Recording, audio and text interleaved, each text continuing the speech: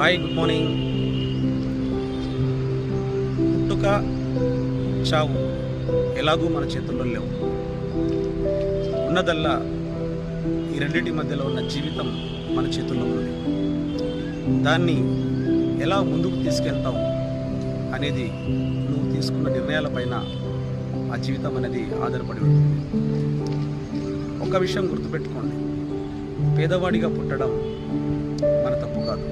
కాకపోతే పేదవాడిగా మన జీవితాన్ని ఎండ్ చేయడం మాత్రం ఖచ్చితంగా మన తప్పే.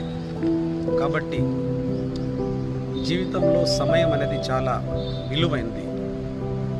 అందులో ఉన్న ప్రతి క్షణాన్ని మనం వాడుకొని, ప్రతి క్షణాన్ని మనం యూటిలైజ్ చేసుకొని మన జీవితాన్ని ఎంత అందంగా, ఒక అందమైన కళాకృతిగా మార్చుకుంటామనేది ఖచ్చితంగా మన చేతుల్లో